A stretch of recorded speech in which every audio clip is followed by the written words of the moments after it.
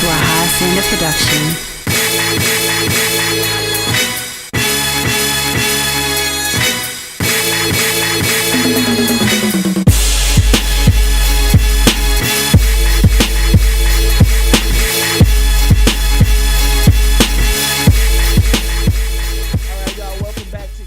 The only place that blend hip-hop culture and geek culture together. I'm your boy Deuces, and this is 1-on-1 with Deuces. And right now, I am speaking with somebody that I truly are a fan of, man. Somebody I've been following their career for quite some time, and I feel truly appreciative that this person is here, man. We got Wuz Good in the building. Yeah. Yeah. What's up, bro? Man, doing good. So I always like to make sure that I give the people that I'm interviewing their flowers, because a lot of the times we give them their flowers when they're gone. So I wanted to make sure that I kind of like let you know how I got introduced to you and just kind of where I'm at with my fandom for your work. Because I got introduced to you through Trill. And okay. They reached out to us, and we did a Midwest version of their song Spaceships. I don't know if you remember this, but I did reach out to you a while ago around that time, and I was like, hey, man, we did this version of their song that's popping off in the Midwest. And I was like, if we shoot the footage up here in Milwaukee and send it to you, will you be able to edit it? Because I knew that your price was getting up, because I know that you also was working with Ozone Magazine. Shout out to Randy Roper and everybody over there. So I was like, all right, I don't want to undercut him, but I do want to try to see if I can slide in there. And we just couldn't, I was a broke artist at that time, so I couldn't get the fee to get there. But that's when I first kind of reached out to you. Yeah, I first out. This is like years ago, or maybe over 10 years ago. That was a while ago, right? So that's when I first got introduced to you. And then I started just seeing, like, you continue to grow. You started working, you did Bobby Ray's B.O.B., for those who don't know, call him by Bobby Ray, but you did his album cover. And I was like, I remember talking to Randy Roper, and he was like, yeah, B.O.B. about to, because, Ozone was really, they was really all on the B.O.B. train. And he was like, yeah, Bobby Ray's about to put out his album and everything. And then he was like, I think he had name dropped. He was like, he got this dope ass cover. We worked with Wuz Good. And I was like, damn, What's Good? And I was like, dog, that's crazy. So then that came out, and I was like, yo, he's about to take off. And then I think I got reintroduced back to you around the Vine, when I start seeing you popping up with the Vine crew and everything. And I was just like, yo, he's out here working. So like, I've been following you from quite some time with that, just starting off from a fan of your work and then respecting the hustle and the grind. So I just want to say, man, like, you do amazing work, and I appreciate everything that you put out here. I'm honestly, like, bro, flattered, because you never, it's weird, man. You do work, and you kind of like keep your head down, and you don't, you look at other people, but you just kind of like just focus on yourself, and you never think that anybody would actually pay attention to this stuff you're doing. So like, I really, like, truly appreciate it. It really means a lot, because it's really surprised me. I'm like, damn, dog, like, I know my story, but like the fact that you tell me all these things, I'm like, oh shit, like, that's really tight, man. I appreciate it, man. No, I mean, you legit got fans out here, because it's like, it's one of the things that when people like to see somebody that's very passionate about their craft, especially when it comes down to whatever culture that they're invested in. So like with me, I was invested in that music culture, and just to see somebody from that other side of it, behind the camera, taking that much pride in their work and putting it out, I had a true appreciation for that, right? So then when I started seeing that you becoming a content creator, and then I was like, oh, I'm just going to subscribe to his content and see what everything that he put out, and just seeing that growth within that realm, that was super dope. But that's funny, because and then I also, like, just going over doing my research, and I was like, man, we kind of got a shared past in regards to how our names got started, because you were a big Dipset fan, and it came from that What's Really Good, that What's Good. And Geekset is, when we was putting it together, we was like, all right, we're trying to have the hip hop and the geek culture. So I was like, what type of collective group? And then we came up with Dipset, and we was like Geekset. And so it's like our past, our start, our creation kind of mirrored each other with that. Yeah. That's tight. Yeah. That's so tight, man. So you're out in Milwaukee? Yeah, we're based out of Milwaukee, Wisconsin. You ever been out here? Never. Man. Never. What were you saying? I gotta visit. Yeah, man, definitely. I know because I know you working with Paige. Was that out in Detroit or did you not get out to Detroit? No, I never made out to Detroit. No. Oh, I Never saw. Detroit, no. Okay, I thought y'all shot y'all video in his video in Detroit. No, actually one of my buddies shot the video, Dustin Poteet. I stopped doing music videos. Maybe like 2000, I think maybe 15 was probably my last music video that I did. Oh yeah. No, I haven't seen it. I know you haven't put out because I know you was working on some of those series, and we're gonna get into those series because I want to make sure that we highlight what you've been working on, what you put out there, and everything like that. So for those who are not aware of What's Good, let's go ahead and give a rundown. Who is What's Good in a holistic situation? If you had to introduce yourself to our listeners. I would consider myself like a young hype Spike Spielberg. Some of my favorite directors melded into one. Hype Williams, because he always hits you with that visual that's just kind of like, whoa, that's in your face and you don't want to stop looking. Spielberg, because like he comes from a very humble family type perspective, and I really embody that. I say Spike because like he's loud with it. He doesn't really care what people think. I'm in a, I care what people think, but then at the same time, sometimes I'm just like, you know what, fuck it, I'm putting it out there. And young hype Spike Spielberg. I like that. Yeah, that's dope. That's pretty much that. That's kind of like it right there. Yeah. I probably add one more person on there, and that'd be Edgar Wright. Like I'm trying to get to that level of directing and thinking. So.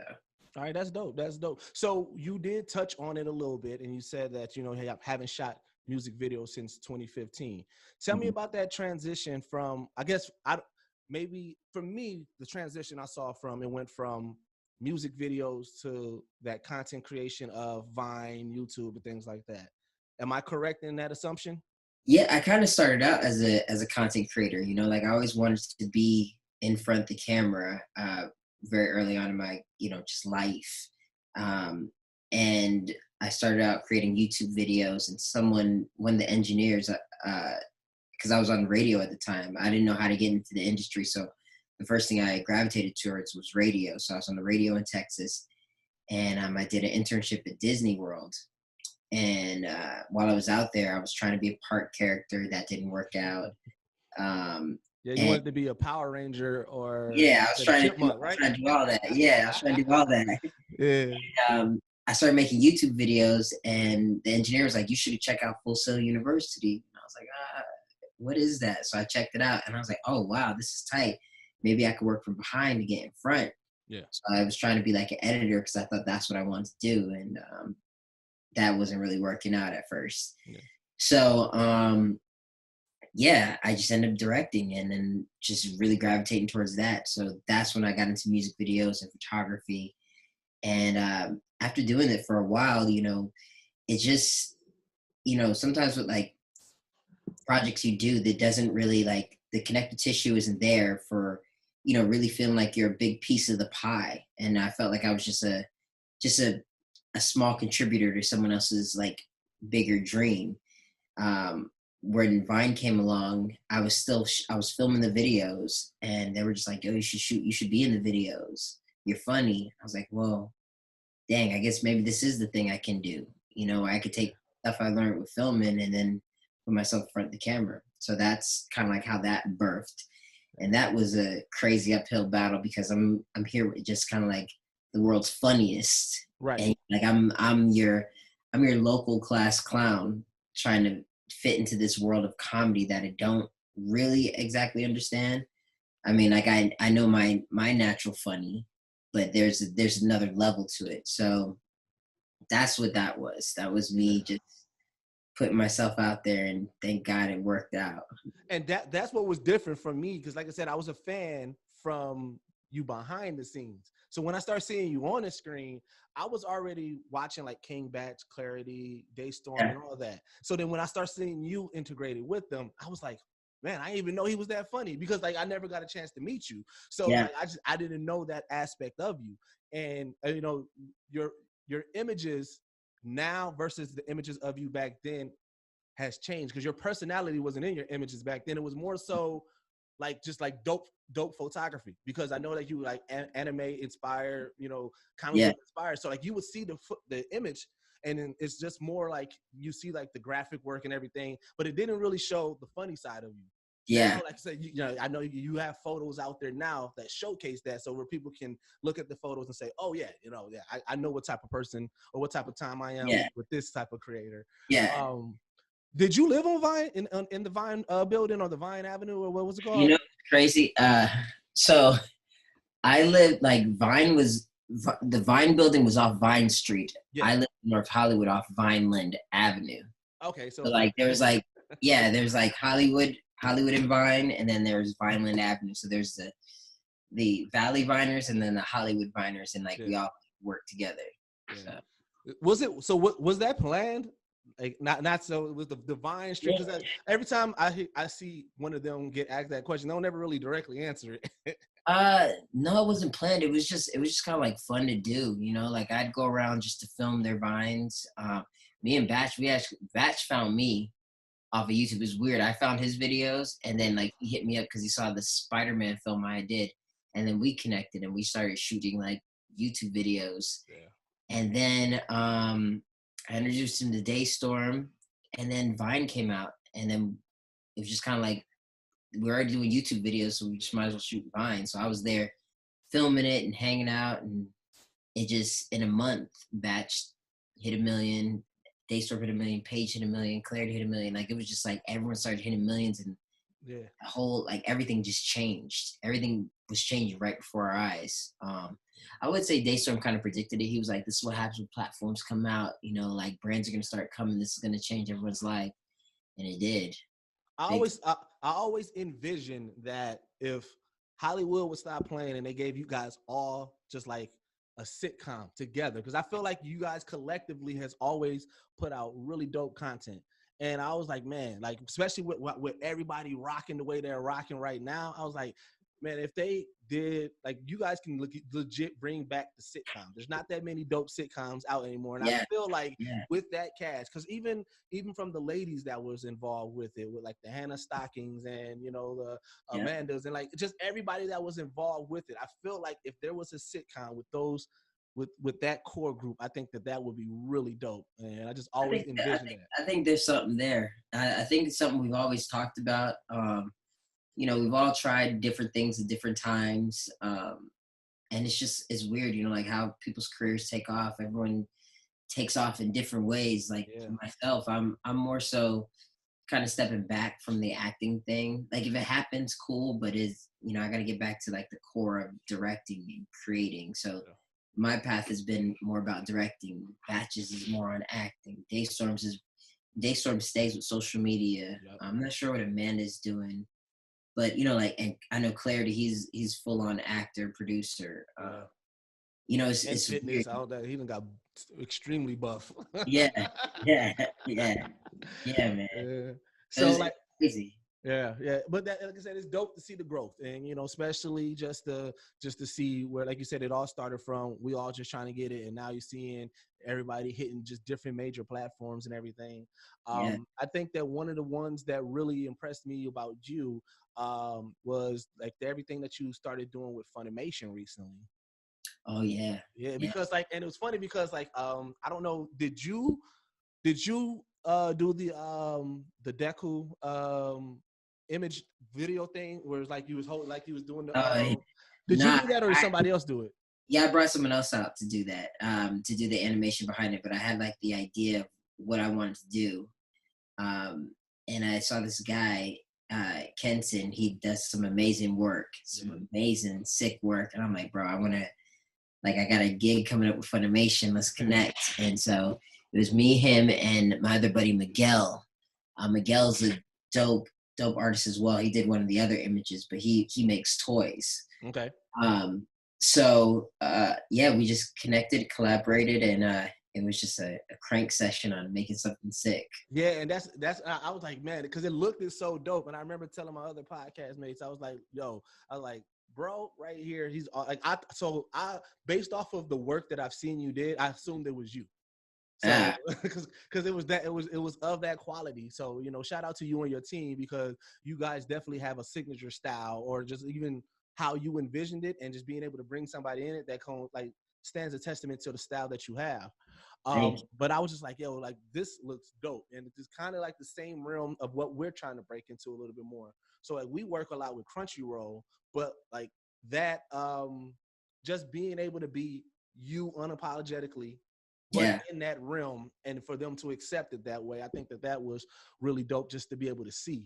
Yeah, there's some really cool people, man. The people over Funimation really have like championed me a lot. So it's really cool to connect with them. Right. So your love for anime came from the time that you lived out in Japan, right? Yeah. Yeah. So how was that? Best time of my life. Honestly, best time of my life. I mean, like at first when you're a kid, you don't really appreciate it. And it grows on you really quickly. You know, you're integrated into the culture. You see it every day. And it's just like, wait, what? This is sick. You know, I started doing martial art. Well, I was already doing martial arts, but I ended up getting my black belts out there. And you got two of them, right? Yep. Just being really integrated with the culture. I should be practicing today, but I just busy with everything else. Oh, so you still practice? No, I don't train as much as I need to. Oh, I'm more so lift weights now, but I mean, I was training. Okay. All my friends, they're like professionals at it. So there's like levels. Sometimes there's levels of things, and it's just like, you know what? I'll probably never reach those heights. So I'm just gonna chill back and focus on this. Like one of my buddies, he's like he's a stuntman for Black Panther. Another one does all the stunts for what's her name, Catwoman, and what's Scarlett Johansson's character, Black Widow. Black Widow, yeah. So just being around those guys is good enough for me. Yeah, that's dope. Oh man, I know all the tight people are cool. Right. You know, all the movers and the shakers, man. Yeah. Speaking of that though, because you didn't you do like a commercial with like Lexus and Black Panther and everything, right? Or yep. Right. Yeah. And then I know you had the Who Was Miles Morales short that you did, right? Yeah. So my question, because I know that like you getting back into that, well, focusing on directing and trying to, you know, get back to that core. I know that you were trying to make something happen. Have you made any contacts with Marvel to try to do anything? Have you know, has anything progress from that? I mean, I've met a lot of different Marvel contacts. It's up and down, hit or miss. And it's just, you know, it's really about timing. I think I need to go ahead and use my auto-suggestion techniques to make that come to fruition. But in between that, I've been working on my own project. I did this character named the Blash. Oh yeah, we're gonna get into that. Well, okay. But yeah, man, no, it's, you know, I'm always pitching out here. I'm always trying to shadow, make connections, and level up. It's just a timing thing, and you know, really, it's really about planting those seeds that blossom later. So I feel like we're coming up on a blossoming season from seeds I've planted for years now. It's really just about continuing to push and continue to put stuff out. You know where I think that you can definitely shine? So we had this conversation about Netflix acquiring the rights to One Piece. And I was like, if you think about superhero movies back in the day, they wasn't taken that serious, right? So it took somebody to take it serious for us to start getting all this dope shit that we got now, right? And I was like, Netflix, they got a hit and miss run. All their animes that they acquired that turned live action, I didn't necessarily like. But if you look at the live action Marvels that they acquired and then they worked with, they put actual time and thought into it. So I said, I'm going to wait until the trailer for the One Piece, because I said, if they are taking the same approach that they took with the Marvel properties, then it could potentially be dope. And that is an untapped realm, because nobody has done a live action anime well. Now, thinking of you, I feel like with your love of anime and with your directorial skills, I feel like if you was to take it serious, you would put out a dope anime short. All right, just give me a chance. That's all I need. Just give me a shot, you know? Future Trunks, still your favorite? Absolutely. Okay. Trunks is my favorite in general. Well, I know that, and the only reason I ask is because lately you've been giving My Hero Academia mad love, which I don't hate because I love My Hero Academia, and I was wondering, has My Hero eclipsed your love for Dragon Ball Z?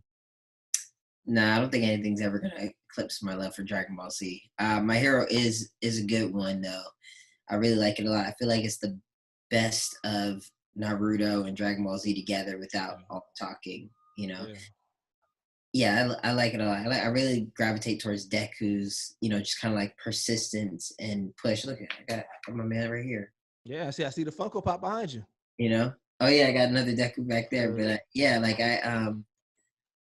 I really appreciate just kind of like his hustle, and really it's really about speaking what you want into existence, and that's something I gravitate towards. Goku, he was just always about like I'm eager to fight, and Naruto, I can't really speak on Naruto really, just because like I didn't really follow him that much, but Deku for sure.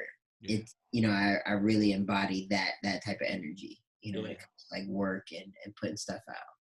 Yeah, it's always that debate between Dragon Ball and Naruto and everything like that. And I tell everybody all the time, I said Naruto definitely has a better story than Dragon Ball, but Dragon Ball, no matter what, is GOAT. Just for action, just for like you get amped up once you hear that comment, like bruh. like you get like the emotion that you get when watching Dragon Ball. You get amped up for everything that from Dragon Ball to Dragon Ball Z to Super. Do you play Kakarot? Of course. Yeah, I love it. Fire. Yeah. And, because people say it's the same as Xenoverse, but I'm like, it is, but it's not, because it's more open world. Like you got way more open world. It's your GTA of Dragon Ball finally. Yeah. I can't wait till the new patch come out, because I think they're gonna do a super patch. I hope so. Like I hope I get that super storyline. Like give me another storyline. Give me fighting Give me the Fusion Saga. Give me the movie saga. Like give me fight Broly. Yeah.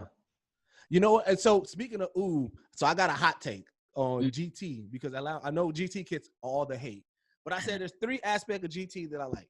I like being teenager, because I feel like he needs more shine. I think Baby is a great villain. I don't care what anybody says. He was a great villain for me.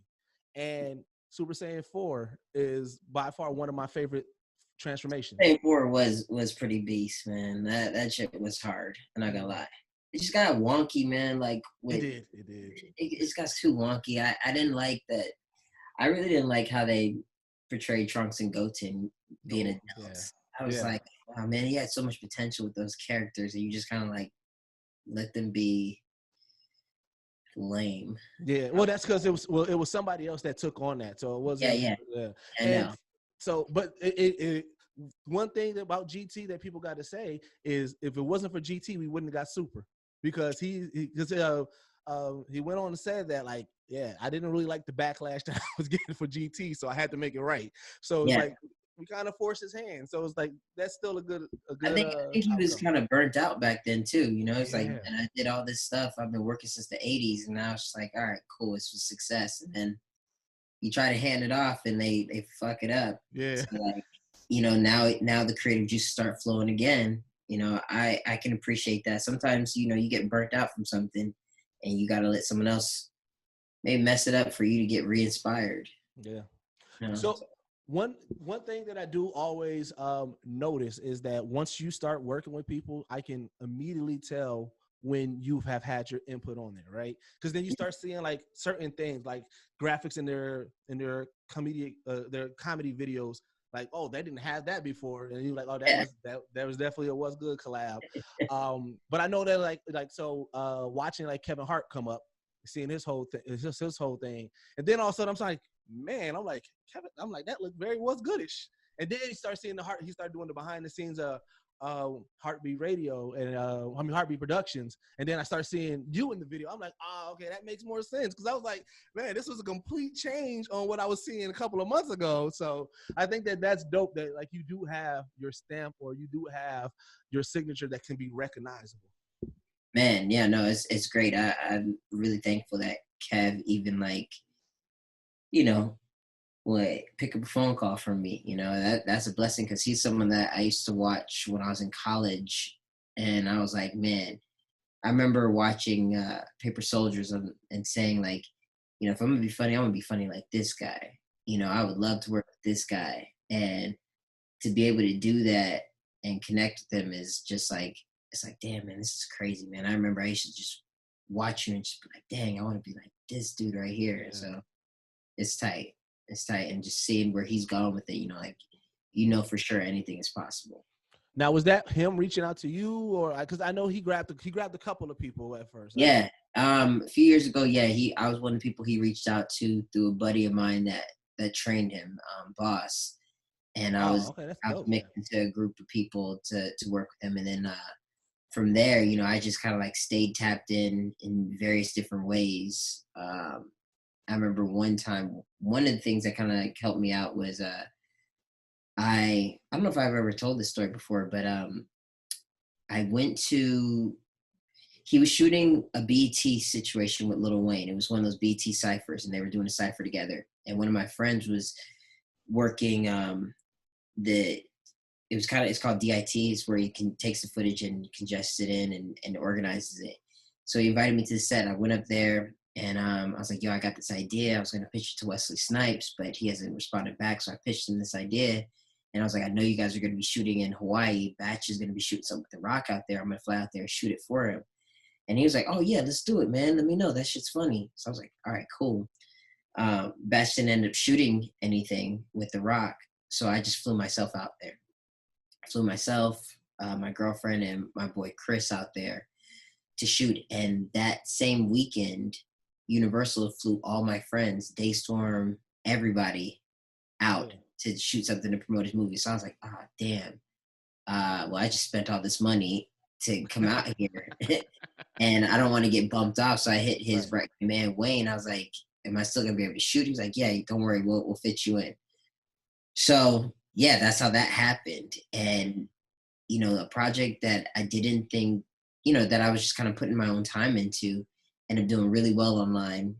And then they called me to the office a few weeks later after that and paid me. I was like, that's tight. You know, that's definitely an unexpected check is always I didn't expect to get paid. You know, it was just me like, listen, I want to work with Kevin Hart. I got this idea. He said he's down.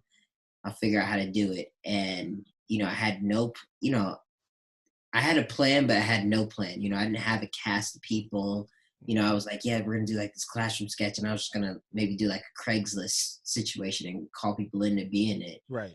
And I ended up being able to use all my friends in the video. Yeah, I remember. Yeah, that was dope. I'm like, this is crazy. Yeah. You know, I remember being nervous too. Like, I hate when I go to a room and it's different from how I imagine. Usually, when I go in a room and the orientation of the room is flipped, it kind of messes me up. So I'm sitting there thinking, I'm like, how am I going to do this? All right, I'm going to put the camera here. I'm going to do this. And then I hear a voice behind me like, is Wes nervous? I turn around, it's Kevin. And I was just like, nah, man, I'm cool. He's like, nice bandana. And then he walks off and like his whole crew's like giggling. And I was like, damn, all right. So it was tight, man. Yeah. No, that's dope. I do got a question because now that makes me think about, I was listening to an interview and you were saying that when you used to do music videos, one of the things that you regretted or that you thought about in hindsight is that you overpriced yourself. Yeah. So moving over into this content creator space, when did you feel comfortable with your pricing? Because I know that once you start having those doubts, then you start having that with everything, no matter what you do. So when did you get over that? Well, my mom, she's always told me, know your value, and when you're young, you don't really understand that. You're like, oh yeah, well, I need to get paid a whole bunch of money.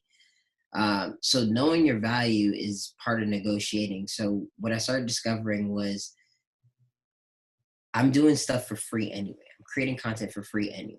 This is what I do. So when brands started hitting me up, I was kind of open to accept what they're willing to pay me at first.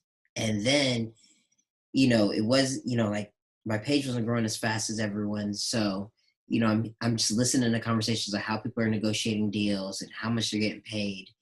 And I started to discover like, all right, well, I know that my value is to bring quality to your brand. So that's what I'm gonna go off of. It's not about the numbers, it's not about the followers I have. So when brands would approach me, my goal was to always get them to say the number first. Whoever says the number first loses.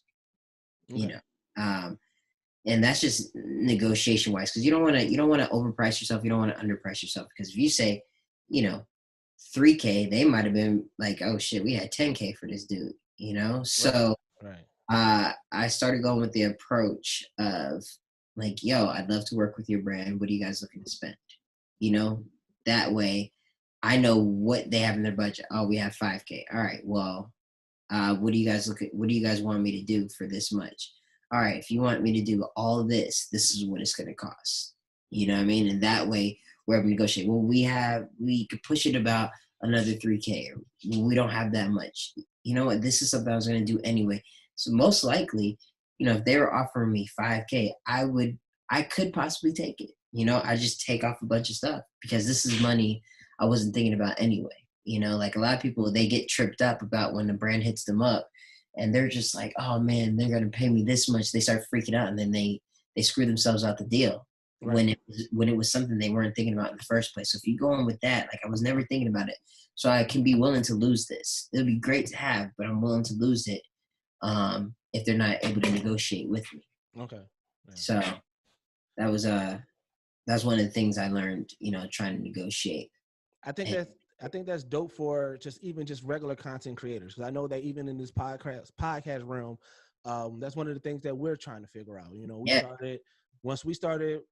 once the big cons started hitting us up for us to do live podcasts at the conventions and everything, we were just like, all right, so what do we charge here? You know, then we got into a weird space. It was like, all right, well, if they just cover hotel and travel, we're good. Like, you know, and so just trying to figure out, you know, saying, try and find a happy medium, and don't stress out, because, you know, like, money's going to come to those who work hard. And, you know, obviously there's always another hidden agenda on the other end, but you got to kind of figure out what that is. It's like, all right, well, you know, like, let's negotiate what is going to work best for me. You know, like, as long as I'm able to cover a bill, you know, like, I wanted to be able to cover bills. That was my main thing. This is for me to survive. So, all right, can I cover a bill? Can I cover multiple bills? Can I pay my rent with this? You know, like, it's never about, you know, the come up, and it's never about me trying to be rich in that moment, because that's not, like, those deals, they come and go. Yeah. You know, you're not going to be rich off those. Yeah. You know, that wealth comes when you start investing in, you know, like, stocks and you know, like, just investments in general, you know, like, making your money work for you, making your money make money. I don't think one-off brand deals is the way to do that. Okay, makes sense. All right, so let's get into some of the stuff that you put out here in the world. So I know one of the first things that I saw that was like long form content that you did was the Couples Now series. Couples Night. Couples Night. I said Couples Night. Sorry about that. Couples Night. Yeah. Couples Now. No, Couples Night series. Sorry about that. Yeah. And that's, again, a collective of your friends. You know, what was it like putting that together? That was, next to Vine, probably one of the most stressful things I ever did. Couldn't tell. Yeah, no. Couples Night started out as a sketch with me, Splack, and Woody. It was just a fun sketch that we shot on the iPhone, and it was really successful, back to back to back. We only did 3 of them, and then Facebook, they approached me and they were like, "Hey, we're starting a watch series. Do you have anything that you would want to pitch?" I was like, "I have this series called Couples Night," and they're like, "Cool, all right." They cut a check, and there it was. You know, I could produce. It wasn't a really big check, but it was a 6-month deal to produce an episode every Friday, for 6 months. And I was like, all right, cool. I think we could do this. So I brought a team together and we did it. And it was hard, you know, like, trying to take that same model that I did in one location and make it work. It has to be over 3 minutes. Proved to be stressful in that first season, because, you know, it was, you know, it couldn't hold people's attention. It didn't hold my attention. So Daystorm told me this at the beginning, but I was like, nah, it's going to work just like this. Trust me. And what I learned was I had to start making it episodic if it was going to be that long. The episodes had to connect. And that's where I really see the growth in the episodes. And it taught me a ton about just directing for, directing an Instagram sketch or a Vine sketch is way different from doing like an episodic show or a web series. So it forced me to try and figure out different ways on how to direct and create and shoot long form. So I was really like studying television shows and really, watching like timing and going through the scripts and writing out my shot list. It was a lot of stuff I was learning just kind of like on the fly. So that was a really like crash course on filmmaking for me. Like everything I had learned, there's still levels to it. Like filmmaking in general, it's constant unboxing, it's constant learning. There's so many different ways to do different things. So it was tough, it was hard, and I did it for an entire year. I got renewed twice, and each season got better and better. And it showed me where I was at as a director at that point. Was that your first shot at just a series? I want to say, yeah. I mean, like I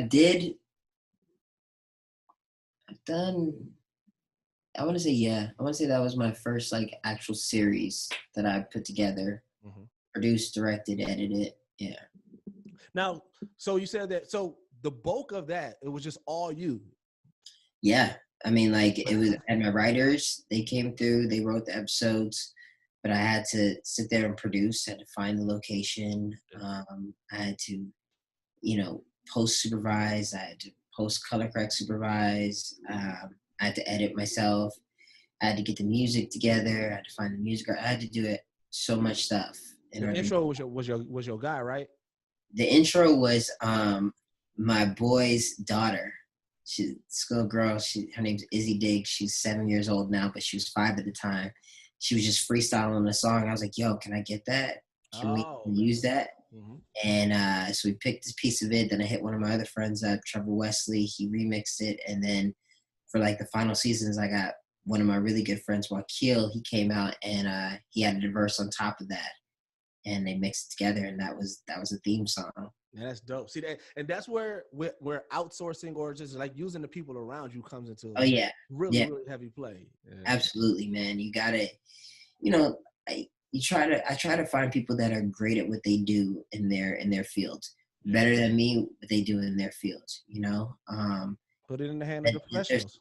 Let their light shine on it. Like find. I always try to find people that are great at what they do.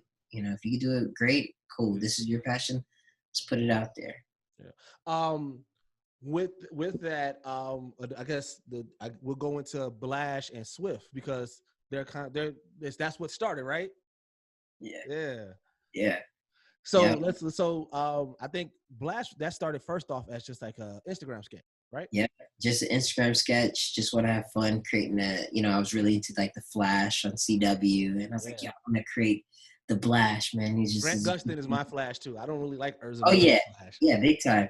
Do you see the crossover of him and Israel? No, that was pretty dope though. That was kind of dope. Like the Blash was inspired by the Flash, and it was just like a goofy, unaware character that sometimes does music, but he's always trying to hit on a girl, but he's just not all there. Yeah. And it did so well. I was like, all right, I want to take this serious now. And so while I was doing couples night, Twitter approached me and they're like, hey, not Twitter.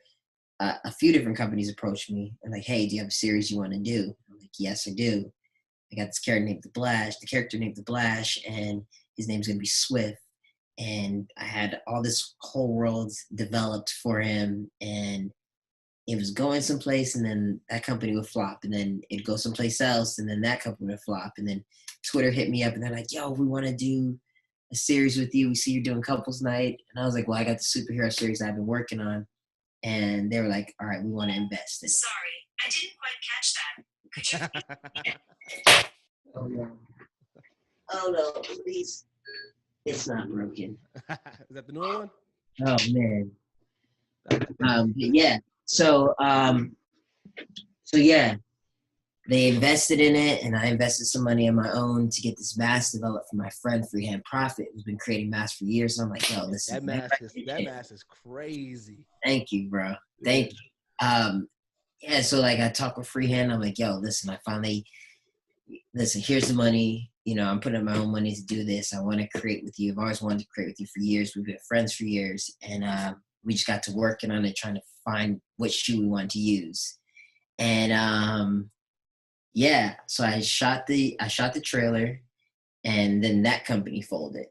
So, well, their Twitter, what they were doing just ended. Okay. So I shot the trailer, and I spent, I want to say, a month or two creating the trailer, and I was watching so many movie trailers, like, how do they pace it out? How do they time it out? Right. All right, this is how they do it. And like what I wrote in the script kind of changed in the edit. Okay. You know? It changed the edit. So what I have in that edit right there is not even where I want to go with it either. You know, like, you know, as my mind continues to develop and shape things, you know, it just gets better. You know, so what I want to do is way better than what I've showcased. But what I had right there, I sat on for about 2 or 3 years. So that's been sitting on my hard drive for like 2 or 3. Yeah, because I was going around Hollywood trying to pitch it. I'm like, yo, okay, like, that makes sense. That makes sense. I got, and like they're like, yo, do you have a script with it? I don't have a script with it. I don't. Like, even though my ideas are there, I haven't found the right person or partner to partner up with to write that specific idea. So when the quarantine hit, I'm like, man, you know what? I've shot so much stuff over the past 2 years. I'm just gonna start dropping it. Yeah. Starting with this upload. Here it is, and yeah, that's. I mean, you're always going to be your biggest critic, because I can tell you from a fan's perspective, seeing it, it didn't look like it got me excited. I'm like, oh yeah, like I thought it was a full-fledged. I thought it was going to be like another Facebook series. So I was like, either way it goes, I was like, whatever platform we put it on, I'm definitely watching. And I planned on talking about it on the podcast because, you know, it's always one of those things. Like, I looked at it and I said, this is definitely both cultures. And including sneaker culture. Like, you have everything blended in. This is hip hop. This is geek culture. This is all blended into one. This is a creator that is in both of those cultures. I was like, yeah, this is definitely something that needs to be championed. Yeah.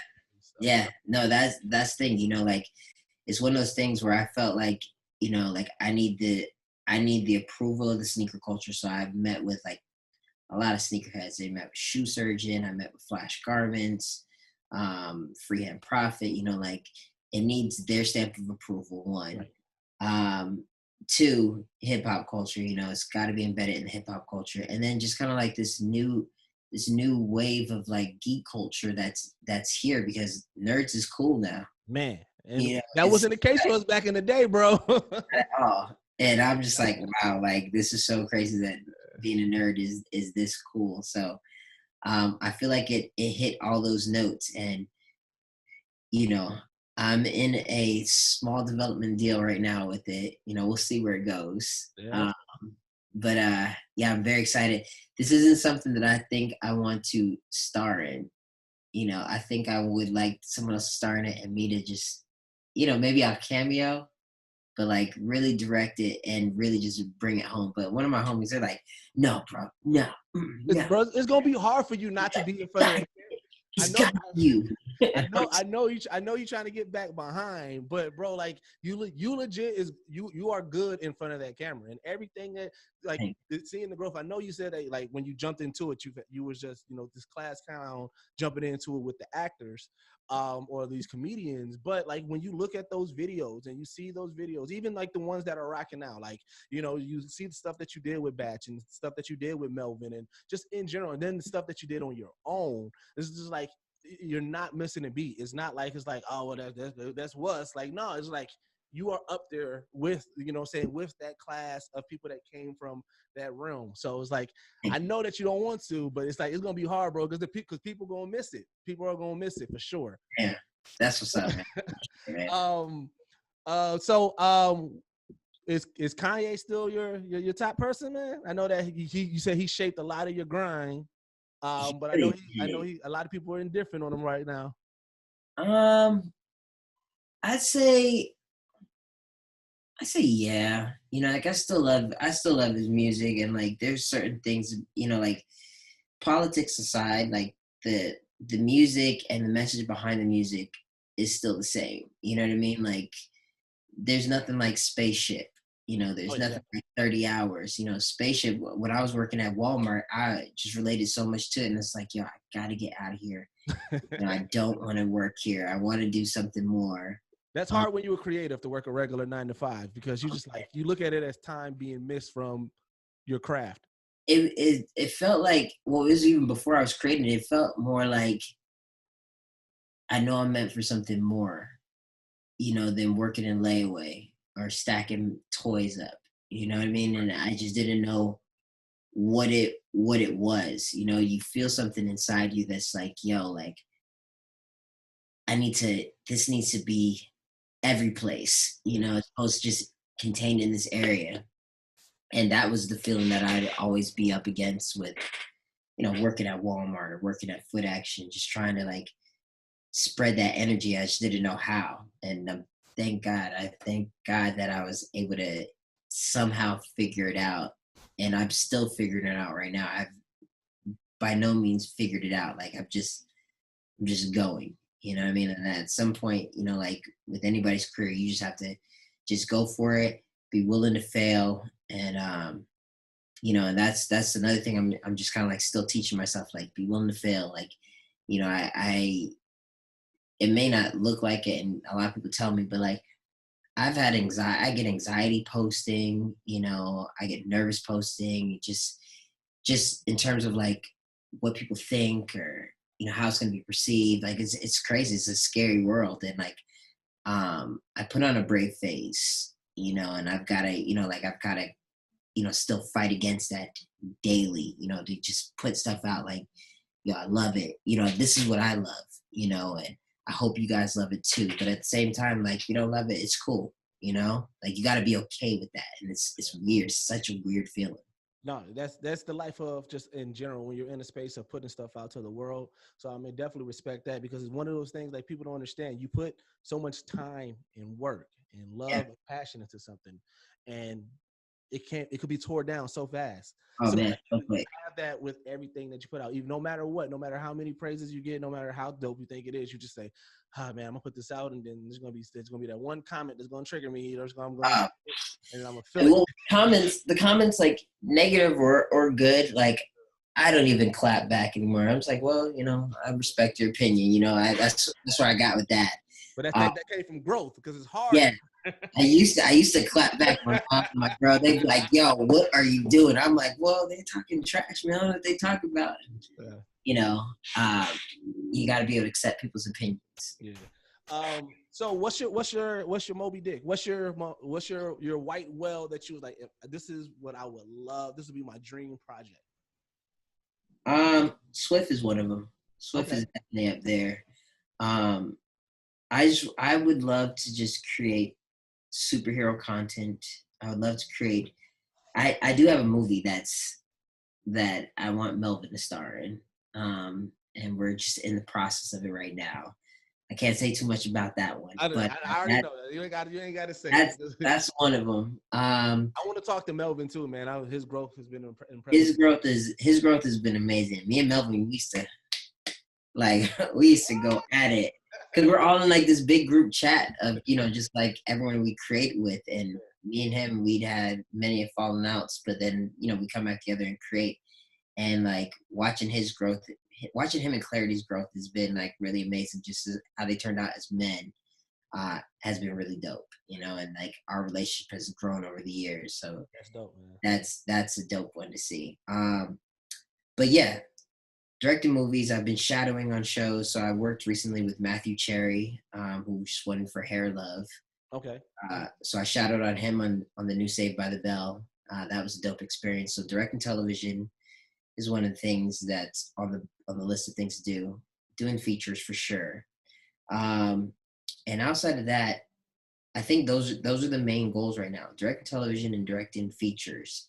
And, you know, getting your foot in that door, it's, you know, it's about planting those seeds and hoping that they're going to blossom or wait until they blossom. Yeah. And I've been doing that for like a few years now, since I want to say like since 2016, been shadowing on different sets, different directors, and just learning. All right. So much to learn. So many skills to learn. Yeah, definitely, man. We definitely want to see you in those spaces. Yeah. So what we do, we got two questions that we'll end it out with. So we do what a segment called Top Five, right? Where we just kind of rank top five and depending on what it is. So for you, because of your love for Dragon Ball, top five characters in Dragon Ball for you. Trunks. Do you want me to say why or just go top five? Say why. Say why. I think Trunks because he's the kind of like, I feel like he's the MacGuffin of Dragon Ball. He's the turning point on why Dragon Ball Z continued on. Like if you didn't have Future Trunks, like shit would end and be a wrap. Regardless if there's like two different timelines, he's the reason why shit continued on. Because you would have had Super Saiyan Goku, then he'd had a heart attack, and then Super Saiyans would be a wrap. Gohan, because I feel like honestly, playing Dragon Ball Z Kakarot, it showed me like we really grew up with him. And everybody. Well, I mean, we grew up with Goku, but like his story and his growth in general, to be his own person was just a great story. I don't like how his adult life went, but that's what I was gonna ask you. Like even with the adult life, yeah. I mean, like, he got a dope daughter, so cool. Yeah. And dope wife. After that, I'd probably go with Goku, just off GP. Like I just gotta go with him, just because his grind. I started really liking Vegeta a lot lately. You gotta have Vegeta in every story. I feel like someone that goes against the grain, and just kind of like Vegeta's a fuck up, but I still love him just because like he's so determined to chase after someone. And, you always gotta have someone you chase after. I feel like we all have someone that we look at and we're like, oh yeah, I'm about to pass them. I gotta pass them. It's a race. And then the fifth one would have to be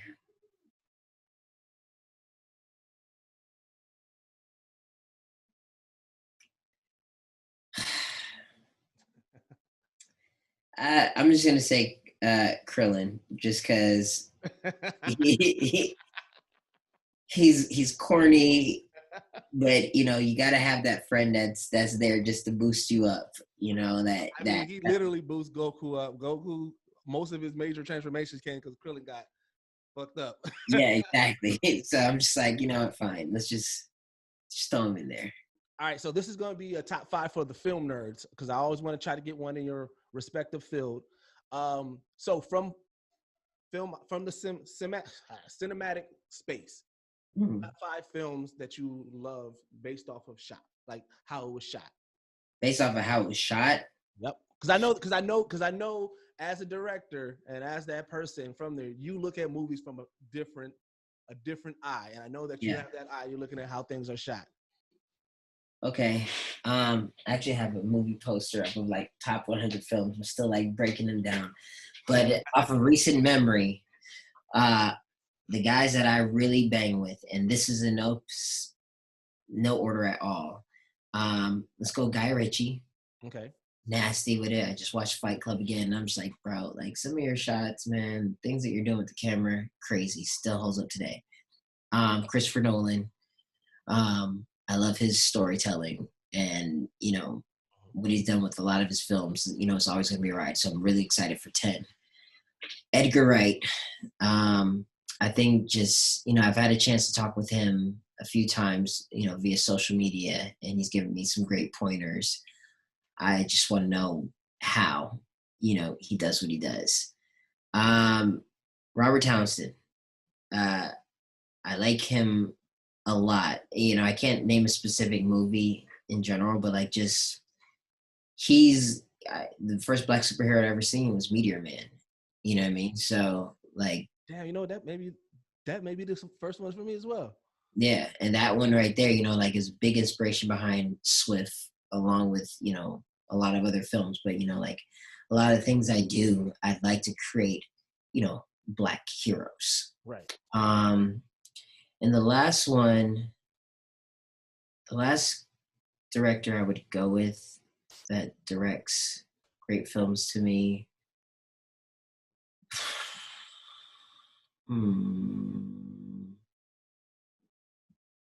Oh, it's gotta be What's Good. Yeah. Gotta be like I like his stuff, you know. Fan of his. You gotta be a fan of your own stuff. Right. All right, that's dope. Dope. Respect both of those lists. Okay, and so the last thing, just for we always end out all of our episodes with a recommendation that we think listeners should check out. Whether it's going to be music, whether it's going to be a comic book, an anime, some type of content, whatever the case may be. So, for our listeners, what type of recommendation would you give them? I'd recommend. Right now, what I'm into really is like reading and financial literacy. I think as creators, we do not pick up on financial literacy. You know, we're just so into creating, and then somebody else worry about our finances, or worry about finances last, or just have finances as something that we worry about in general. Yeah. And I think it's really important to read Rich Dad Poor Dad. Okay. I feel like that book really changed my life. Just in terms of how I think about finances, how I save my money, how I spend my money. And I think, when you're going for your goal as a creator, as a director, have some money to the side to invest in your own projects. I think that's super important because the creativity is never going to go away, but really understand financial literacy, because there's a lot of times, I could have been a millionaire by now, honestly, truly, if I would have understood like some of the things that I'm reading about today, thankfully I'm still in a great spot to achieve that. But I think that was one of the most important things that I was missing in my repertoire of things when it came to creating, making money, and then spending money. Because I'd get it and I'd spend it. All right, let's go here. Let's go to Hawaii. Let's, as opposed to putting to the side, reinvesting in my own project, like what I did with Swiff. That was a reinvestment in money into my own project to get what I wanted. I wanted to get a good color corrector. I wanted to get the mask. I wanted to get it edited right. I wanted to get the music. I paid for all of it, So, yeah, that's what I was saying. All right, dope. All right. Well, as always, man, this is the Geekset, the only place that blend hip hop culture and geek culture together. Yeah. We just spent time with Wuz, man. I appreciate you so Yeah, much, bro. absolutely, man. Thank you, bro. Tell the people where they can find you. You can find me on the internet, every place. What's good? New clothing line dropping soon. Good News Apparel. I gotta get you some. Man, definitely. I get you some. We got to give you some of our apparel too. We got our No Dubs collection that we do. It's kind of anime inspired. Okay. Clothing line, and yeah, we're gonna get you some. I'm gonna get your information and get all I need to get to you. Absolutely, man. But thank you for having me, man. It's been dope, man. I can't wait to hear the podcast. No, definitely, man. I appreciate you so much, bro. Oh yeah, man. Take care, bro. You too. Peace. Peace.